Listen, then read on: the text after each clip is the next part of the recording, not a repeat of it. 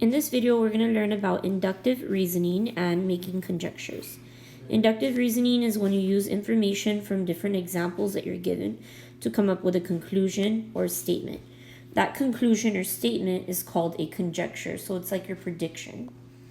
So in example 1, we're going to write a conjecture, make a prediction about the next number in the sequence, and they gave us the sequence 139, 27, 81.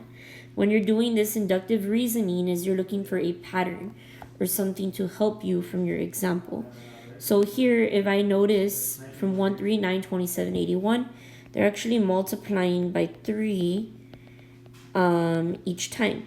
So to get our next number, we would do 81 times 3, which comes out to 243.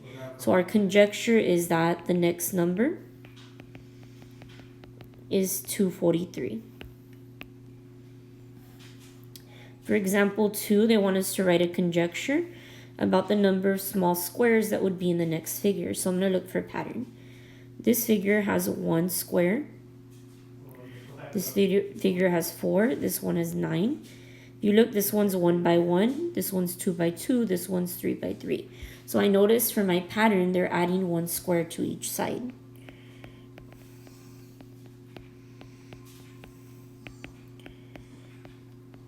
So one conjecture I could make is that my new square is going to be a 4 by 4. But they want to know the number of small squares. So if it's 4 by 4, then there will be 16 small squares in my next figure.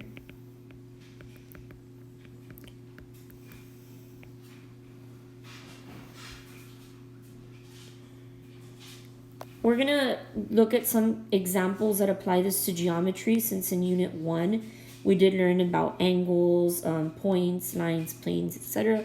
So we just want to make sure that we're tying that back into what we've learned before. So we're going to read our following examples and use them to make conjectures. So problem 3 says angle ABC is a right angle. So let's say we have ABC, and we know it forms a right angle. Well, what do we know about right angles? We know that right angles measure 90 degrees. So conjecture I could make is that the measure of angle ABC is equal to 90 degrees. So you're just trying to draw a conclusion that's not exactly what your statement's already saying. 4 says that point S is between R and T. So let's say we have point R, point T, and we have a point S. Our conjecture doesn't necessarily have to be true, it's just a conclusion that we're drawing from it. So we could say that points R, S, and T are collinear, because they could all be points on the same line if S is between R and T. Question 5 says angle 1 and angle 2 are supplementary angles. Well, we know that supplementary angles add up to 180. We could also say if they're supplementary, they could form a straight line. So there's several conjectures we could make here. I'm going to say that angle 1 and angle 2 are a linear pair. Because if they're supplementary, it's possible that they form a straight line with each other and that they are a linear pair. Question 6 is angle 3 is congruent to angle 4.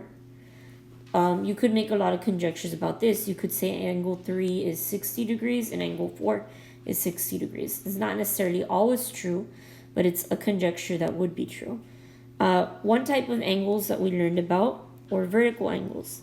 So if we had angle 3 and angle 4 and that they're congruent, they could also be vertical because vertical angles are congruent. So the conjecture I could make is that angle 3 and angle 4 are vertical angles. Are these conjectures necessarily always true? No. But based on the information they gave us, it's a conclusion that could be true. So again, inductive reasoning, you're just using information that's given to you to draw a conclusion. The conclusion you draw could be called a conjecture.